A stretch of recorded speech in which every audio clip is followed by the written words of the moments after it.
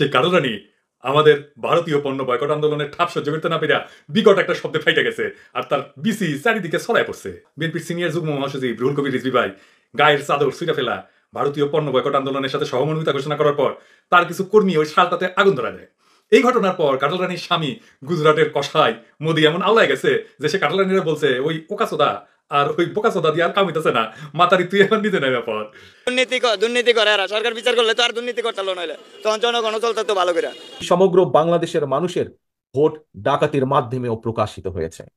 নতুন করে কিছু বলার দরকার নেই, সবাই তাকে দরবেশ বাবা হিসেবে জানেন, প্রধানমন্ত্রীর খুবই ঘনিষ্ঠ এবং প্রধানমন্ত্রী তাকে এতটা আপন জানেন যেটি রাজনৈতিক অঙ্গনে সালমান এফ রহমানের সাথে আপন প্রধানমন্ত্রীর কেউ আছে এটি আওয়ামী লীগের লোকে বিশ্বাস করেন না। আজকে বেনজির আহমেদ তার সম্পর্কে ধারাবাহিকভাবে কালবেলা কি প্রকাশিত হচ্ছে, সে অট্টলিকা করেছে 5টি কোম্পানিতে 500 কোটি টাকা তার বিনিয়োগ আছে।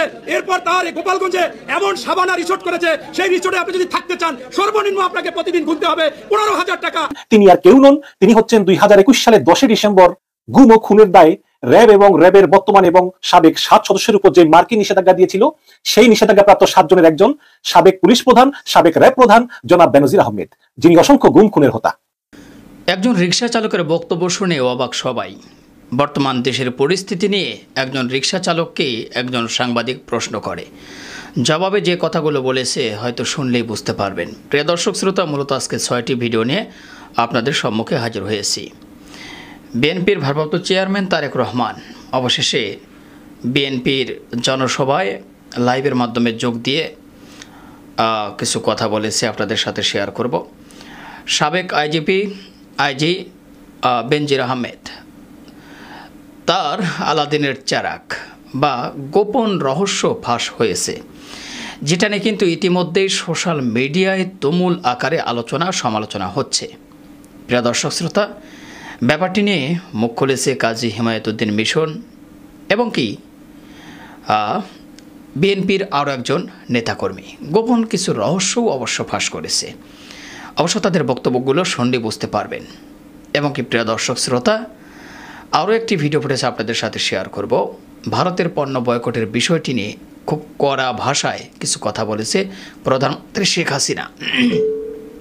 তিনি বলেছে যে বিএনপি নেতারা যারা ভারতের পণ্য বয়কট করছে তারা যেন নিজেদের স্ত্রীর শাড়ি আগে যেন পুড়িয়ে দেয়, তারপর যেন তারা বয়কট করে। এই ব্যাপারটি নিয়ে অবশেষে কঠিন জবাব দিয়েছে পিনাকি ভট্টাচার্য এবং কি গোলাম মোল্লা রনি সাহেবের একটি ভিডিও আপনাদের সাথে শেয়ার করব। তো চলুন আর কথা না বাড়াই, এক এক করে ভিডিওগুলো আপনাদেরকে দেখে নিয়ে আসি। সর্বপ্রথম চলুন পিনাকি ভট্টাচার্যের ভিডিওটি দেখে আসি। কারণে আমাদের ভারতীয় পণ্য বয়কট আন্দোলনের ঠাপ সহ্য করতে না পেরে বিকট একটা শব্দে ফাইটে গেছে আর তার বিসি চারিদিকে ছড়ায় পড়ছে। বিএনপির সিনিয়র যুগ্ম মহাসচিব রুহুল কবির রিজভী ভাই গায়ের চাদর ছুঁড়ে ফেলা ভারতীয় পণ্য বয়কট আন্দোলনের সাথে সহমর্মিতা ঘোষণা করার পর তার কিছু কর্মী ওই শালটাতে আগুন ধরা দেয়। এই ঘটনার পর কাটাল রানীর স্বামী গুজরাটের কসাই মোদি এমন আওলায় গেছে যে সে কাটাল রানীরা বলছে ওই ওকাসোদা আর ওই বোকাসোদা দিয়ে আর কাম হইতেছে না, মাতারি তুই এখন নিতে নেই ব্যাপার। তো মাঠে নেমে কাটাল রানী এই সমস্ত বালসাল বলা শুরু করেছে যেগুলো বড় রকমের ফৌজদারি অপরাধ। সে বিএনপি নেতাদের বললো যে তোমরা যদি তোমাদের স্ত্রীদের ভারতীয় শাড়ি পরায় দাও তাহলে বুঝবো তোমরা এই আন্দোলনে সিরিয়াস। শুনেন, আমি এখন বলবো আমাদের এই বিএনপি নেতাদের যারা যারা ভারতীয় পণ্য বর্জন করবেন সবার বাড়িতে যেয়ে তার বউরা যেন কোনো মতে কোনো ভারতীয় শাড়ি না পরে, তাদের আলমারিতে যে কটা শাড়ি আছে সব এনে যেদিন ওই অফিসের সামনে পরাবেন সেই দিন বিশ্বাস করবো যে আপনারা সত্যিকার ভারতীয় পণ্য বর্জন করলেন। প্রথমত এটা হলো অন্যের ব্যক্তিগত সম্পদ বিনষ্ট করার প্ররোচনা দেওয়া। আমি আমার শাড়ি আমার সম্পদ আমি পুরাইতে পারি, আমি আরেকজনকে বলতে পারি না তুমি পুরাও তোমার সম্পদ। দ্বিতীয়ত এই কথার মাধ্যমে সে মানুষকে উস্কানি দিল ব্যক্তিগত সম্পত্তির নিরাপত্তা লঙ্ঘন করতে। তৃতীয়ত সে পুরুষদের বলল নারীদের অধিকার হরণ করতে, নারীদের পোশাক নিয়ে পুরাই দিতে। সিরিয়াস অপরাধমূলক কাজ। আমি আমার জিনিস পুরাইতে পারি কিন্তু আমি কাউকে পুরাইতে বলতে পারি না, এবং আমি তো আমার স্ত্রীর শাড়ি নিয়ে পুরাইতে পারি না। আমার মনে হয় ওর পূর্বপুরুষ অগ্নি উপাসক ছিল, ইরাক থেকে আসছিল, তো আগুন ছাড়া কথা না, ইরাকে গেলে অগ্নি উপাসক ছিল। গাড়ি পুরাইতে পুরাইতে এখন বায়না ধরেছে শাড়ি পুরাইতে হবে, না হলে নাকি ওই খেলবি না। হ্যাঁ, তা আমরা জানি বর্তমানে বিচার ব্যবস্থা বলতে তো আর কিছু নাই। জজ নামদারি কুলাঙ্গারেরা এখন বিচারকের চেয়ারে বসে আছে। বিরোধী দলের নেতাকর্মীদের বিরুদ্ধে মিথ্যা মামলার রায় দিতে দিতে, তাদের জামিন না দিতে দিতে, তাদের রিমান্ডে পাঠাইতে তাদের বিবেকে আর বাধে না। ওটাই ওদের একমাত্র কাম হয়ে গেছে, কারণ তারা তাদের বিবেক শয়তানের কাছে বন্ধক দিছে। তাদের কাছ থেকে কার্ল রানির এই ভয়ঙ্কর অপরাধের কোনো বিচার স্বপ্নেও আশা করা যায় না। তবে আমরা কিন্তু এটা অপরাধের নোট নিয়ে রাখলাম, একসময় অ্যাকশন না হবে, কোনো প্রকার ছাড় দেওয়া হবে না। তো এখানে একটা কথা বলে রাখি, আমাদের কিছু লোক আছে না যারা নারীবাদী নামে নিজের পরিচয় দেয়। তো বাংলাদেশে নারীবাদী কারা? এই যে দেখেন, এটা একটা লিস্টি পেলাম, 31 জনের লিস্টি। আচ্ছা, এডিটর সাহেব, এটি কি হাঙ্গেরে মাসুদা ভাত্তি আছে? নাই নাই, হ্যাঁ, দুঃখ পেলাম। দেখছেন, ওরাও করলে নারীবাদী বলে স্বীকৃতি দেয় না। তো উই কি তাহলে শরীফাবাদী? এখন আমরা অপেক্ষা করবো কার্ল রানি যে নারীর অধিকার হরণের আশকারা দিল, তার বিরুদ্ধে নারীবাদীরা কি বলে। কিছু কবি এরা, এডিটর সাহেব কি কবি না? ওরা খালি মৌলবাদের বিরুদ্ধে হলে করলেনি না, তাই না? কি নারীবাদিতা হইতেছে এদের মুখোশ মাত্র। এগুলো আসল কাম হইলো নারীবাদের আড়ালে থেকে হাসিনার হিন্দুত্ববাদের সেবা করা আর ইসলাম কোপানো সামনে, বুঝতাও? তো কার্ল রানি কলে এখানে থেমে থাকে নাই, সে প্রকাশ্যে দেশীয় পণ্যের বিপরীতে ভারতীয় পণ্যের ক্যানভাসে নেমে গেছে। সে বলতেছে, ভারতের এটা না খেলে, ওইটা না পড়লে, তাদের মশলা না পেলে বা চিকিৎসা না নিলে আমাদের কেমনে চলবে? আমাদের দেশে গরম মশলা, পেঁয়াজের দাম বেড়ে গেছে। ভারত থেকে আমরা পেঁয়াজ আমদানি করছি। পেঁয়াজ আছে, পেঁয়াজ, রসুন, আদা, মিজোরাম থেকে আমরা আদা আনি, ভারতীয় আদা। এই যে মশলাপাতি, আদা যা কিছু আসছে, তাদের কারো পাকের ঘরের জন্য এই ভারতীয় মশলা না দেখা যায়। যে আপনারা এই পণ্যগুলি বর্জন সত্যিকার করছেন কি না, সেই কথাটাই আমরা জানতে চাই। ভারতের কিছু চরম মুসলিম বিদ্বেষী এবং বাংলাদেশ বিদ্বেষী ইউটিউব বাংলাদেশের বিরুদ্ধে যে প্রচন্ড কুৎসিত ভাষায় কথা বলে, কার্ল রানি শিখ একই ভাষায় বাংলাদেশিদের অপমান করলো আর ভারতের মালরে ওপেন অ্যাডভার্টাইজমেন্ট করলো বাংলাদেশের প্রধানমন্ত্রী গদিতে বৈশা। চিন্তা করেন কিরকম রাষ্ট্রদ্রোহিতা। কোথায় নিজের দেশের পণ্যের প্রচার এবং প্রসার করবে তা না, সে ভারতের পণ্যের সপক্ষে দাঁড়ায় গেছে। এটার বিচার আমরা করবো। সে নিজে বলে সে নাকি বাংলাদেশি শাড়ি ছাড়া পরে না। তো ওই যদি বাংলাদেশি শাড়ি ছাড়া না পড়তে পারে, তাহলে বিএনপির নেতা নেত্রীদের কেন ইন্ডিয়ান শাড়ি লাগবে? ওর যুক্তি কি? উইকি বিএনপি নেতা নেত্রীদের বাসায় কাজের বিটি আসছিল যে জানে। তবে কার্ল রানির এই বিস্ফোরণ একদিকে ভালোই হলো, আমাদের আন্দোলনের বিরুদ্ধে আওয়াজ তুলে সে আন্দোলনকে আরো আগে নিয়ে যেতে সাহায্য করলো। যত বেশি বয়কটের বিরুদ্ধে বলবে আর তার কথা শুনে জনগণ তত বেশি ভারতীয় পণ্য বয়কট করবে। হাসিনা দেশি পণ্যের বিরুদ্ধে বলছে, কিন্তু দেখেন দেশি পণ্য আমাদের এই বয়কট আন্দোলনের ফলে কি রকম ভাবে দেশি পণ্যের বেচা বিক্রি বাড়ছে, তাদের সমৃদ্ধি হইতেছে। শোনেন, গ্রামের একটা দোকানে শোনেন, কোহিনুর কেমিক্যালের একজন অর্ডার নিতে আসছে, তার কাছ থেকে শোনেন এবং দোকানদারের কাছ থেকে শোনেন। এই যে একটু এদিকে দেখেন, কোন কোম্পানিতে আছেন? হ্যাঁ, কোহিনুর কেমিক্যাল, তিব্বত। আচ্ছা, আমরা একটা রোজা দিন সত্য কথা কম চাই। এই যে এটা কি তিব্বতের কোহিনুর কেমিক্যাল? আচ্ছা, কোহিনুর কেমিক্যাল এই যে তিব্বত কোম্পানির, আপনার তো হাতিয়া মার্কেটিং ইয়েতে আছে। 1-1.5 মাস 2 মাসে আপনাদের সেল কি আগের তুলনায় বাড়ছে না কমছে? কত পার্সেন্ট বাড়ছে একটু জোরে বলেন। 50% মতো বাড়ছে। মফস্বলে যে সকল দোকান পাটে আপনার এই যে অনেক দোকান পাটে আপনারা অর্ডার আগে পাইতেন না বা সামান চিনতো না, এখন কি এরা অর্ডার করে পায়? দেশি কোম্পানি মানে পণ্য বলার পরে এরা অর্ডার করে, আর অনেকে এখন চিনি গেছে, মানে তিব্বত কোম্পানি অনেকে চিনি গেছে। যেমন ফার্স্ট ওয়াশ পাউডারটা এখন এই যে জুয়েল বলো চাই, মানে এমনি এই যে তিব্বত কোম্পানির মালের কি পণ্যের কি আগের সাইডে বাড়ছে নাকি, মানে আপনার তুলনামূলক 50% বাড়ছে। থ্যাংক ইউ কার্ল রানি, চালায় যাও। কার্ল রানি এই কাম করে আবার প্রমাণ করলো যে সে বাংলাদেশে ভারতের প্রধান স্ট্র্যাটেজিক অ্যাসেট। স্ট্র্যাটেজিক অ্যাসেট মানে কি জানেন? কৌশলগত সম্পত্তি। এবং ভারতের সে সুতার টানে ওঠানামা করে, সুতাটা কাইটা না দিতে পারলে, অর্থাৎ ভারতকে দেশ থেকে তাড়াইতে না পারলে এই মাতারি তার দুষ্কর্ম চালাইয়া যেতে থাকবে। তার কাছে বাংলাদেশের স্বার্থের সূত্রাপাতার সমান দাম নাই। সে সদা ব্যস্ত বাংলাদেশের স্বার্থ জলাঞ্জলি দিয়া ভারতকে আরো কত দিবে। আমরা যদি ভারতকে একটা কোণার মধ্যে হান্দা দিতে না পারি, তাইলে এই হিংস্র দানবের কাছ থেকে আমাদের জাতি মুক্তি পাবে না। এই ব্যাপারে আমাদের কোনো ধরনের দ্বিধা বা দ্বন্দ্ব বা কনফিউশন যেন না থাকে। আবার ওই এক কথা কইতে যায়, কার্ল রানি আমাদের স্বাধীনতার ঘোষক রাষ্ট্রপতি জিয়াউর রহমানের বিরুদ্ধে এক মুখ ডাহা মিথ্যা কথা উদ্গীরণ করছে। তার মুখ থেকে তো আমরা ভালো কিছু আশা করি না। ওই মুখ দিয়া যে কি খায় আর কিছু সে তা আমরা জানি কি জানি না। প্রিয় দর্শক শ্রোতা, পিনাকি ভট্টাচার্যের ভিডিওটি দেখলেন এবং তার কথাগুলো শুনলেন। ভারতের পণ্য বয়কটের বিষয়টি নিয়ে প্রধানমন্ত্রী শেখ হাসিনার বক্তব্যের জবাবে তিনি কি বললেন, আশা করি আপনারা বুঝতে পেরেছেন। তো চলুন দ্বিতীয় নম্বর ভিডিও ফুটেজ আপনাদের সাথে শেয়ার করে নিয়ে আসি। আর লন্ডন থেকে সরাসরি লাইভের মাধ্যমে বিএনপির সাথে যোগদান করেছে এবং কিছু বক্তব্য দিয়েছে তারেক রহমান। চলুন তার বক্তব্যটি শুনে আসি।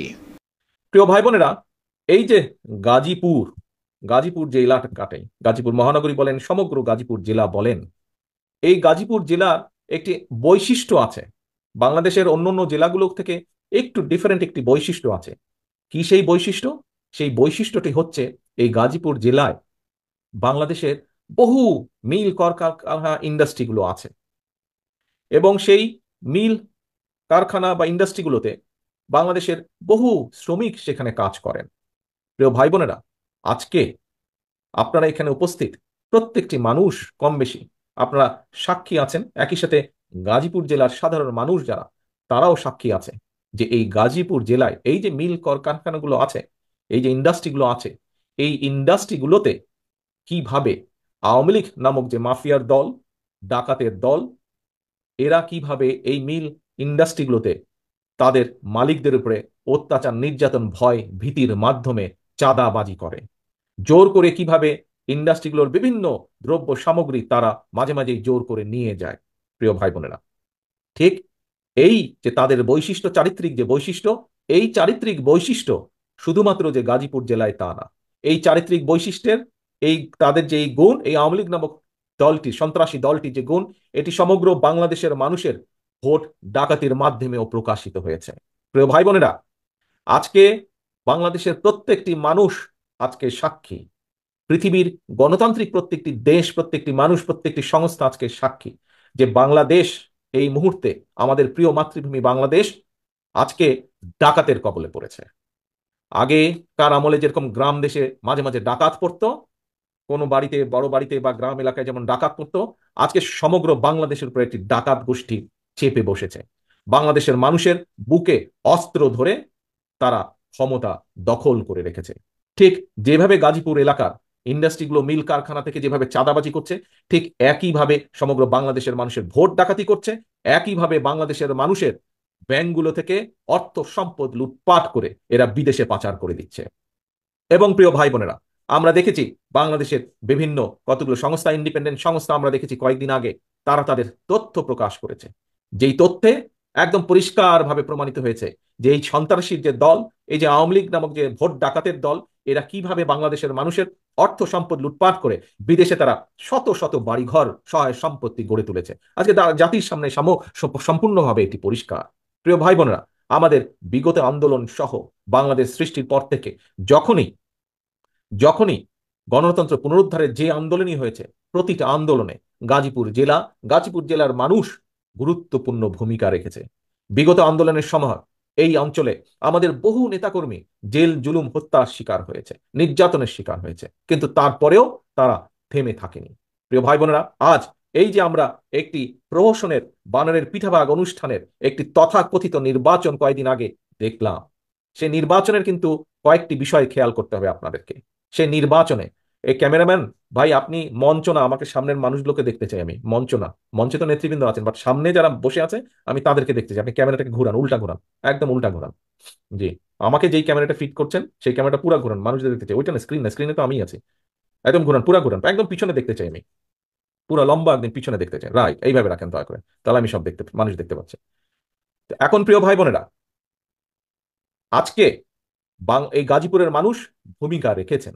আজকে এই যে বানরের পিঠাভাগ অনুষ্ঠান হলো, এই পিঠাভাগ অনুষ্ঠান যেদিন হলো, শুনলেন প্রিয় দর্শক শ্রোতা তারেক রহমানের বক্তব্য। অবশ্যই আপনাদের মূল্যবান মতামত জানাবেন। 3 নম্বরে যে ভিডিওটি আপনাদের সাথে শেয়ার করতে যাচ্ছি সেটি হলো সেই রিক্সা চালক। একজন রিক্সা চালক কিভাবে বর্তমান দেশের পরিস্থিতি নিয়ে বক্তব্য দিচ্ছে, যা শুনে সবাই অবাক। চলুন তার মুখ থেকে শুনে আসি। যে বেটা দেশ স্বাধীন করছে হে বেটা কয়ে গেছে, কয় সবাই পাইছে সোনার খনি, আমি পাইছি চুরের খনি। তাইলে কেমন হইব? এটা 7.5 কোটি কম্বল আনছে, 7.5 কোটি কম্বলের ভিতরে হে কম্বলই নাই। তাইলে এটা কেমন দুনিয়া? আর আমরা খাইতেছি কোন জায়গায় বসবাস করতেছি? এটা বাংলাদেশ? এটা তো চুরের দেশ। এই যে আমার বউ কাম করে বাসায়, আমি চালাই রিক্সা। তরমুজ বেচে, আগে বেচে 50 টাকা পিস, 50 টাকা পিস, ওখানে বেচে 250 টাকা পিস। ঠিক মতো খাইতে পারি না রিক্সা চালায়া, ঘর ভাড়া দিবে কইতে, খাইবে কইতে। চিনি আসিল 60 টাকা কেজি, এই চিনি বেচে 150 টাকা কেজি। সোয়াবিন তেল আসিল 100 টাকা কেজি, অনেক সোয়াবিন তেলের দাম 200 টাকা, 500 টাকা, 400 টাকা গাড়ি জমা। নিজে ঠিক মতো খাইতারি না, বাসা তো যাইতারি না। সব কিছু তো হেরা কামাই করছে, হেরাই সব কামাই আলু যারা। কেমন এই যে যেমন 60 টাকা কেজি আগে খাইছি আমরা, 30 টাকা কেজি চিনি, অনেক আমার লাগে 150 টাকা কেজি। সোয়াবিন তেল কেজি মনে করেন 80 টাকা লিটার, অনেক হচ্ছে 200 টাকা লিটার। আর যারা নিম্ন সংসার এরা চলতে খুব কষ্ট। এটা তো আর এরা দেখতেছে না, বাড়িওয়ালারা দেখতেছে না, বা ইয়ারা সরকারও দেখতেছে না। ঘুষ খায় অনেক, সরকার বিচার করে না, দুর্নীতি করে এরা। সরকার বিচার করলে তো আর দুর্নীতি করতে নইলে তখন জনগণ চলতে তো ভালো করে। ডিজিটাল হইলে কি বাবা? এই যে আমরা তো রিক্সা চালাইতেছি, কইলাম তো এই যে বিল্ডিং সেই সময় টিনের বাউন্ডারি আসিল মাঝখানে পুষ্কুনি, এই সময় আইছে। আর এই যে একটা আরো দিয়েছে এনে আসিল পুষ্কুনি, এই সময় আইছে। আগে করছে মেনতিগিরি, অনেক চালাই রিক্সা। এরা যেহেতু খায় তারা খাক। প্রিয় দর্শক শ্রোতা, 6টি ভিডিওর ভিতর থেকে 3টি ভিডিও আপনাদের সাথে শেয়ার করলাম। তো মাঝখানে একটি কথা বলছি, যেটি হলো যারা এখন পর্যন্ত আমাদের চ্যানেলটি সাবস্ক্রাইব করেনি, প্রতিনিয়ত এ ধরনের সকল প্রকার নিত্য নতুন আপডেটগুলো পেতে আমাদের চ্যানেলটি অবশ্যই সাবস্ক্রাইব করে দিবেন। তো চলুন আমরা 4র্থ নম্বরে আপনাদের সাথে গোলাম মোল্লা রনি সাহেবের একটি ভিডিও শেয়ার করে নিয়ে আসি। নিশ্চিম নীরবতাময় রাজনীতি, এর মধ্যে আনাচে কানাচে আগ্নেয়গিরির অগ্নুৎপাত ঘটার যে লক্ষণ, এটি স্পষ্ট হচ্ছে। এবং গৃহদাহ বলতে যা বোঝায়, নিজের গৃহের মধ্যে যে দহন, এটি আওয়ামী লীগের মধ্যে, আওয়ামী অলিগার শ্রেণীর মধ্যে, আওয়ামী সুবিধাভোগীদের মধ্যে এতটা প্রবল আকার ধারণ করেছে যে চাপ আওয়ামী লীগের যে অবকাঠামো, সেই অবকাঠামো তারা নিতে পারছে না। আমরা ভূমিকম্প সম্পর্কে কি জানি? পৃথিবীর অভ্যন্তরে গলিত লাভা থাকে, টকবক করে ফুটতে থাকে, যেভাবে আমাদের পেটের মধ্যে মলমূত্র আবর্জনা থাকে। কখন পেট ফেটে যায়, কখন পেট অপারেশন করতে হয়, কখন পাতলা পায়খানা হয়, কখন বায়ুত্যাগের অবস্থা হয়, কখনো পেটের গ্যাসের কারণে মানুষের হার্ট অ্যাটাক হয়ে যায়, এটা ডাক্তাররা ভালো বলতে পারেন। অর্থাৎ পেট যখন কোনো কিছু হজম করতে পারে না।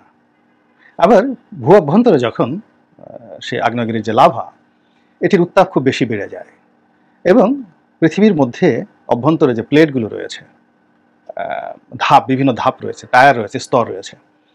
তো এরকম একটা সিঁড়ি বা একটা টায়ার বা একটা কোণ আর একটা কোণের সঙ্গে যখন সংঘাত হয় বা সরে যায় বা এটি ফাঁকা জায়গায় তৈরি হয়ে যায়, তখন এই যে ভূ অভ্যন্তরের যে লাভা, এটির উত্তাপ এত বেড়ে যায়, এটির চাপ এত বেড়ে যায়, তখন সেটি আর পৃথিবীর যে ভূপৃষ্ঠ ধারণ করতে পারে না, ওটা জমিন ফেটে বের হয়ে গিয়ে অগ্নুৎপাত ঘটায়।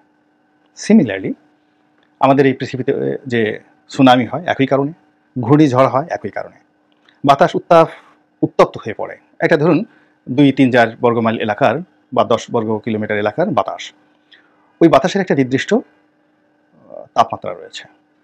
তো সেই তাপমাত্রার মধ্যে যখন কিছু বাতাস বেশি গরম হয়ে যায়, ও তখন আর জমিনে থাকতে পারে না, সেই গরম অবস্থার কারণে সে উড়ে যায়, উপরে উঠে যায়, অন্য কোথাও চলে যায়।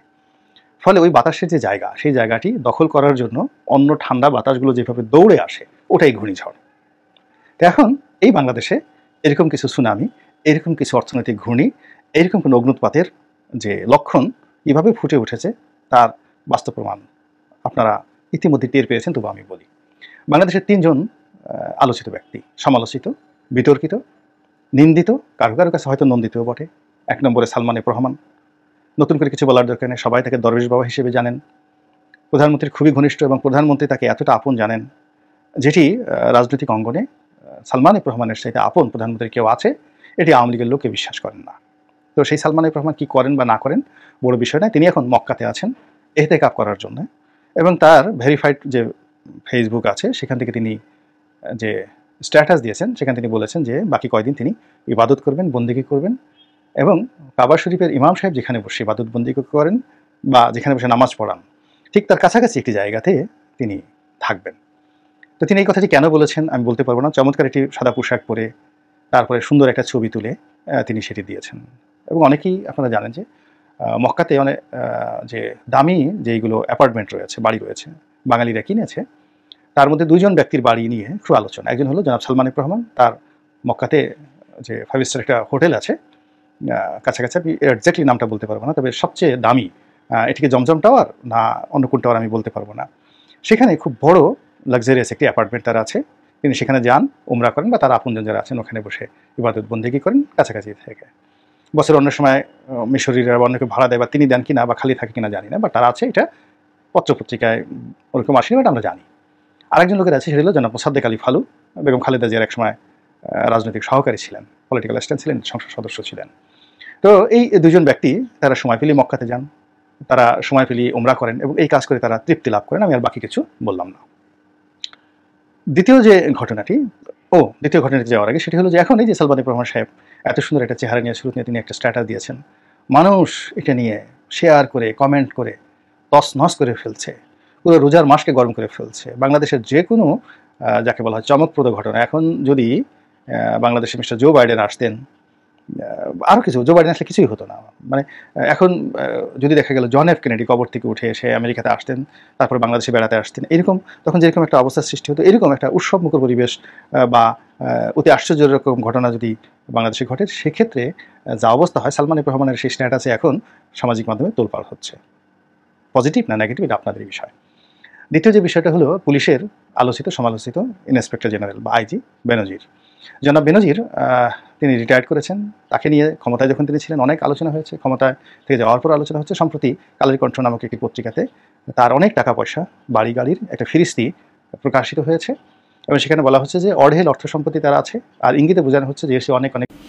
প্রিয় দর্শক শ্রোতা, গোলাম মোল্লা রনি সাহেবের বক্তব্যটি আপনারা শুনলেন। অবশ্যই আপনাদের মূল্যবান মতামত জানাতে ভুলবেন না। এবার আমরা যে ভিডিওটি আপনাদের সাথে শেয়ার করব সেটি হলো বেনজির আহমেদকে নিয়ে বিএনপির একজন নেতাকর্মী চলুন চাঞ্চল্যকর তথ্য ফাঁস করেছে। চলুন শুনে আসি। আজকে বেনজির আহমেদ তার সম্পর্কে ধারাবাহিকভাবে কালবেলায় কি প্রকাশিত হচ্ছে, সে অট্টলিকা করেছে 5টি কোম্পানিতে, 500 কোটি টাকা তার বিনিয়োগ আছে। এরপর তার গোপালগঞ্জে এমন সাবানা রিসোর্ট করেছে, সেই রিসোর্টে আপনি যদি থাকতে চান সর্বনিম্ন আপনাকে প্রতিদিন গুনতে হবে 15,000 টাকা। এছাড়া বেনামে নামে এবং প্রচুর পরিমাণে পূর্বাচলে তার জমি আছে প্রায় 200 বিঘা লিখেছে, এবং সরকারি প্লট আছে 40 কাঠা 2 বিঘা। এরকম প্রচুর সম্পত্তির এই শরিকদার হয়েছে। এইভাবে এই শেখ হাসিনা সরকার এরকম অর্থ সম্পদ দিয়ে এই ক্ষমতায় টিকে আছে, অর্থাৎ এই অবৈধ সম্পদ দুর্নীতির অংশীদার করেছে। তাই বলবো যে আজকে যে সরকার বসে আছে সেই সরকারকে সারা বাংলাদেশের মানুষ জানে মিথ্যাচার, মিথ্যাবাদী শেখ হাসিনা, তাকে জানে ভোটচোর শেখ হাসিনা, তাকে জানে গণতন্ত্র হরণকারী শেখ হাসিনা। আর পাশাপাশি এই সরকারের আরেকজন সেকেন্ড ম্যান সাধারণ সম্পাদক বসে আছে, তার নামই পরিবর্তন করে দিয়েছে। তার বাবা যে নাম রেখেছিল ওবায়দুল, সেই ওবায়দুল আর নেই। তাই আজকে আপনার এই মাধ্যমে বলতে চাচ্ছি, এই ওবায়দুল সাহেব আপনার নাম জনগণ আর একটা দিয়েছে। কি নাম দিয়েছে? এর উপর আপনি আকিকা করেন, আকিকা না করলে আপনি এটা হবে না, আকিকা করা উচিত। এই সরকার কিভাবে ক্ষমতায় আছে এটা বারবার অনেকে প্রশ্ন করে, যারা একটু আমাদের কুতকুতি দিতে চায়। এইটা আজকে প্রমাণ হয়েছে যে আজকে দেখেছেন যে বাংলাদেশে একজন সাবেক আইজি এবং র্যাবের সাবেক মানে ডিজি আজকে বেনজির আহমেদ তার সম্পর্কে ধারাবাহিকভাবে কালবেলায় কি প্রকাশিত হচ্ছে, সে অট্টলিকা করেছে। এইটা বলেই আমি আমার বক্তব্য শেষ করছি। আমরা প্রায় ভিডিও লাস্ট মুহূর্তে চলে এসেছি। বেনজির আহমেদের বিষয়টি নিয়ে অবশেষে কাজী হিমায়তুদ্দিন মিশন তিনি বিস্তারিত আলোচনা করেছেন এবং গোপন রহস্যগুলো ফাঁস করেছেন। চলুন সর্বশেষ ভিডিওটিও দেখে আসি। বসুন্ধরা গ্রুপের এমডি সায়েম সোবহান আনবিরের বিরুদ্ধে একের পর এক রিপোর্ট করে যাচ্ছিলেন রংধনু গ্রুপের যে মালিক আন্ডার রফিক, সেই আন্ডার রফিকের মালিকানাধীন পত্রিকা প্রতিদিনের বাংলাদেশ। তখন অনেকেই প্রশ্ন করতেছিলেন যে মহাপরাক্রমশালী অলিগার্ক সায়েম সোবহান আনবিরের বিরুদ্ধে এইরকম ধারাবাহিক রিপোর্ট লেখার সাহস কোথায় পেল এই আন্ডার রফিক, এবং এই রংধনু গ্রুপের আন্ডার রফিকের পিছনে কে দিচ্ছেন সেই শেল্টার। অবশেষে থলের বেড়াল বেরিয়ে এলো।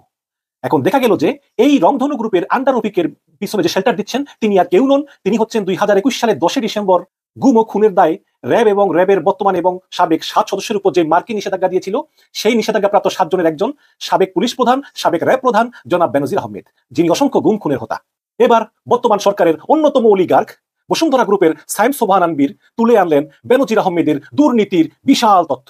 এখন দেখা যাক কে জিতে। দুইজনেই কিন্তু শেখ হাসিনার তল্পি বাহক। সায়েম সোবহান আনবির একদিকে, আরেকদিকে হচ্ছে বেনজির আহমেদ। দেখি এই খেলায় কে জিতে। আপনারা একটু মুড়ি চানাচুর নিয়ে বসেন, আমি কালের কণ্ঠ থেকে আপনাদেরকে পড়ে শোনাই। কালের কণ্ঠ পত্রিকা রিপোর্ট করেছে যে বেনজিরের ঘরে আলাদিনের চেরাগ।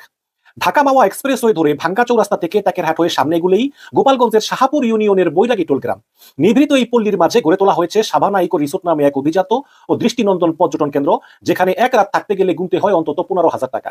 রিসোর্টের ভেতরে ঘুরে দেখা গিয়েছে যে একই সঙ্গে প্রাকৃতিক সৌন্দর্য আর হাতে গড়া আভিজাত্যের অপরূপ মিছিল। বিশাল আকৃতির 15টি পুকুরের চারপাশে গার্ডওয়াল, দৃষ্টিনন্দন ঘাট, পানির কৃত্রিম ঝর্ণা এবং আলোর ছলকানি। পার ঘেঁষে রয়েছে বিশাল বহুল ডুপ্লেক্স কটেজ। বিদেশি শিল্পীদের নিপুণ হাতে তৈরি হয় এসব স্থাপত্য নকশা। কটেজের ভেতর থেকে পুকুর পর্যন্ত এমন পথ নির্মাণ করা হয়েছে যেখানে মাটিতে পা ফেলার প্রয়োজন নেই। সরাসরি কটেজ থেকে কাচে ঘেরা আবরণ পেরিয়ে পৌঁছানো যায় শান বাঁধানো ঘাটে। সাবানা ইকো রিসোর্টের পরিধি এতটাই বড় যে শাহাপুর গ্রামের নাম লিখে গুগলে সার্চ দিলে ওই রিসোর্টটাই আগে ভেসে উঠে পড়ায়। প্রায় 1400 বিঘা জমির উপর নির্মিত ইকো রিসোর্টের বিভিন্ন জায়গায় মাটি ভরাট করে বানানো হয়েছে কৃত্রিম পাহাড়। সাগরের কৃত্রিম ঢেউ খেলানো সুইমিং পুল রয়েছে, সেখানে আছে 1000-এরও বেশি ভিয়েতনামি নারকেল গাছ সহ বিভিন্ন ফল ফলাদির গাছ, রয়েছে উন্নত মানের সাউন্ড সিস্টেম সহ বিশাল আকৃতির কনসার্ট হল। দায়িত্বরত কর্মকর্তাদের সঙ্গে কথা বলে জানা যায় যে একক পরিবারের জন্য বানানো এইসব কটেজের পিছনে ব্যয় হয়েছে 50 লক্ষ টাকারও বেশি। যুগলদের কাছে কটেজের চাহিদা বেড়ে যাওয়ায় রিসোর্টের ভেতরে এখন আরো 50টি কটেজ নির্মাণ করা হয়েছে। এসব আয়োজন যেখানে সেই রিসোর্টের নিরাপত্তার পাশেই বসানো হয়েছে বিশেষ পুলিশ ফাঁড়ি। যাতায়াতের জন্য সরকারের খরচে বানানো হয়েছে 7 কিলোমিটারেরও বেশি পাকা সড়ক। দেশের এমন নজিরবিহীন আভিজাত্যে ঘেরা পর্যটন স্পটটির মালিককে জানেন? অবিশ্বাস্য হলেও সত্য যে রাষ্ট্রীয় শুদ্ধাচার পুরস্কার প্রাপ্ত পুলিশের সাবেক মহাপরিদর্শক ওয়াইজিপি এবং র্যাবের সাবেক মহাপরিচালক বেনজির আহমেদের পরিবার হচ্ছে সেই রিসোর্টের মালিক। সাবানা ইকো রিসোর্ট প্রাইভেট লিমিটেডের চেয়ারম্যান বেনজির আহমেদের স্ত্রী জিশান মির্জা, ব্যবস্থাপনা পরিচালক এমডি বেনজিরের বড় মেয়ে ফারহিন রিশতা বিনতে বেনজির এবং পরিচালক ছোট মেয়ে তাহসিন রাইসা বিনতে বেনজির। শুধু এই ইকো রিসোর্টই নয়, পুলিশের সাবেক এই প্রভাবশালী শীর্ষ কর্মকর্তা তার স্ত্রী ও 2 মেয়ের নামে গড়ে তুলেছেন সম্পদের পাহাড়। দেশের বিভিন্ন এলাকায় তাদের নামে অন্তত 6টি কোম্পানির খোঁজ পাওয়া গিয়েছে কালের কণ্ঠের অনুসন্ধানে। এর 5টি হচ্ছে নিজ জেলা গোপালগঞ্জে। জেলা সদরের শাহপুর ইউনিয়নের বৈরাগীপুর এলাকা অবস্থিত প্রতিষ্ঠানগুলোতে বিনিয়োগের পরিমাণ 500 কোটি টাকার বেশি বলে জানা যায়। অনুসন্ধানে জানা গিয়েছে যে রাজধানীর অভিজাত এলাকাগুলোতে রয়েছে বেনজির আহমেদের অডেল সম্পদ, দামি ফ্ল্যাট বাড়ি, আর ঢাকার কাছেই দামি এলাকায় বিঘার পর বিঘা জমি। 2 মেয়ের নামে বেস্ট হোল্ডিংস ও 5 তারা হোটেল লা মেরিডিয়ানের রয়েছে 2 লক্ষ শেয়ার। পূর্বাচলে রয়েছে 40 কাঠার সুবিশাল জায়গা জুড়ে ডুপ্লেক্স বাড়ি, যার আনুমানিক মূল্য কমপক্ষে 45 কোটি টাকা। একই এলাকায় রয়েছে আরো 22 কোটি টাকা মূল্যের আরো 10 বিঘা জমি। এই বিপুল সম্পদের মালিক পরিবারের কর্তা, পুলিশের সাবেক আইজি এবং র্যাবের সাবেক ডিজি বেনজির আহমেদ সরকারি বেতন ভাতা থেকে কত টাকা উপার্জন করেছেন? এই প্রশ্নের উত্তর খুঁজতে জানা যায় যে 34 বছর 7 মাসের চাকরি জীবনে বেনজির আহমেদ বেতন ভাতা বাবদ মোটাই করেছেন 1,84,89,200 টাকা। এর বাইরে পদবি অনুযায়ী পেয়েছেন আনুষঙ্গিক সুযোগ সুবিধা। বাংলাদেশ পুলিশের 30তম মহাপরিদর্শক ছিলেন তিনি। 2011, 12, 14 এবং 16 সালে পেয়েছেন বাংলাদেশ পুলিশ মেডেল BPM। অবসরে যাওয়ার আগে 2021 সালে ভূষিত হন শুদ্ধাচার পুরস্কারেও। 2022 সালে 30 সেপ্টেম্বর অবসর যাওয়ার পর বেরিয়ে আসে সাবেক এই পুলিশ কর্মকর্তার থলের বিড়াল। অনুসন্ধানে দেখা যায় যে সুকৌশলী বেনজির আহমেদ নিজের নামে কোনো সম্পদ করেননি, করেছেন তার স্ত্রী ও 2 মেয়ের নামে। গোপালগঞ্জের Savannah Farm Products, Savannah Agro Limited, Savannah Natural Park, Savannah Eco Resort, Savannah Country Club বানিয়েছেন Benazir Ahmed. Best Holdings Limited নামের একটি কোম্পানিতে বড় মেয়ে ফারহিনের নামে 1 লাখ আর ছোট মেয়ে তাসিনের জন্য কেনা হয়েছে আরো 1 লাখ শেয়ার। MS একটি শিশির বিন্দু রেজিস্ট্রেশন নম্বর 43036 নামের ফার্মের 5% মালিকানার নাম রয়েছে বড় মেয়ের, আরো 5% মালিকানা রয়েছে ছোট মেয়ের। একই প্রতিষ্ঠানে বেনজিরের স্ত্রী জিশান মির্জার রয়েছে 15% অংশীদারি, অর্থাৎ প্রতিষ্ঠানটিতে মোট 25% মালিকানা রয়েছে বেনজির আহমেদের স্ত্রী ও মেয়েদের। যৌথ মূলধনী ফার্ম সমূহের পরিদপ্তর থেকে একটা নথি কালের কণ্ঠর হাতে এসে পৌঁছেছে। সেটি বিশ্লেষণ করে দেখা যায় যে সাবেক পুলিশ ও র্যাব কর্তা বেনজির আহমেদ তার স্ত্রী এবং 2 মেয়ের নামে গোপালগঞ্জে প্রতিষ্ঠা করেছেন সাভানা এগ্রো। 20 কোটি টাকা অনুমোদিত মূলধনধারী সাভানা এগ্রো লিমিটেডের পরিচালক 3 জন, 10টি শেয়ারধারী স্ত্রী জিশান মির্জা চেয়ারম্যান, সমপরিমাণ শেয়ারের অধিকারী 29 বছর বয়সী বড় মেয়ে ফারহিন রিশতা বিনতে বেনজির MD আর 24 বছর বয়সী ছোট মেয়ে তাহসিন রাইসা বিনতে বেনজির রয়েছেন পরিচালক হিসাবে। এবং এই প্রাপ্ত সত্যতা নিশ্চিত করতে সরজমিনে সেখানে যায় কালের কণ্ঠ। সেখানে কি দেখা যায় যে শুধু 20 কোটিই নয়, সাভানা এগ্রো রয়েছে কয়েকশো কোটি টাকার বিনিয়োগ ব্যবসা। বেনজির আহমেদের পরিবারের আরেকটি প্রতিষ্ঠান হলো Savannah Natural Park Private Limited, registered of joint stock company তথ্য পর্যালোচনা দেখা যায় যে এই কোম্পানির অনুমোদিত মূলধন 5 কোটি টাকা। সাভানা এগ্রোর মতো একই কোম্পানির মালিকানায় আছেন স্ত্রী এবং 2 মেয়ে। যথারীতি এখানেও স্ত্রী চেয়ারম্যান এবং মেয়েদের একজন MD, অন্যজন পরিচালক। প্রত্যেকের হাতে রয়েছে 1 লাখ করে 3 লাখ শেয়ার। এবং সরজমিনে গিয়ে তো এই ছিল প্রিয় দর্শক শ্রোতা আজকের ভিডিও। মূলত 6টি ভিডিও নিয়ে আপনাদের সম্মুখে হাজির হয়েছিলাম। এক এক করে 6টি ভিডিও আপনাদের সাথে শেয়ার করলাম। আশা করি আপনারা মনোযোগ সহকারে সম্পূর্ণ ভিডিওটি দেখেছেন এবং সকলের কথাগুলো শুনেছেন।